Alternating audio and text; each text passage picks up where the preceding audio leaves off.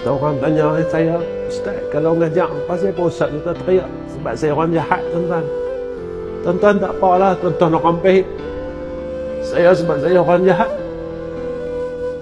Kadang-kadang saya tanya diri saya sendiri, maukah Allah ampunkan dosa aku? Maukah Allah ampunkan dosa aku? Kesilapan aku, kejahatan aku. Saya pernah tanya tuan-tuan diri saya, tapi saya pujuk diri saya, tuan-tuan.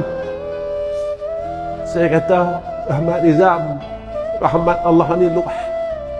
Saya minta dengan Allah, ya Allah, kalau aku tak boleh masuk syurga, aku duduk depan pintu pun tak apa.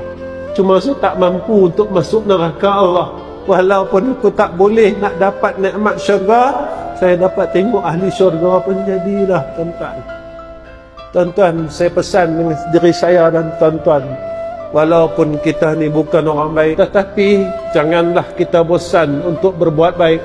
Sebab Allah Subhanahu wa ta'ala sentiasa melihat hamba-Nya. Kita jatuh dan bangun dengan kejahatan, kita jatuh buat jahat, jangan terus jatuh, khususnya anak-anak muda. Kami telah melalui zaman muda seperti mana kalian. Kami rasa ingin berpatah balik untuk mendapat rahmat daripada Allah Subhanahu wa ta'ala, tetapi perkara itu tidak mungkin berlaku pada hidup kami kerana umur kami berada pada umur kematian. Kami yang berumur ini berharap agar Allah terima seluruh amal ibadat kami, walaupun sisa-sisa amalan yang kita mampu buat.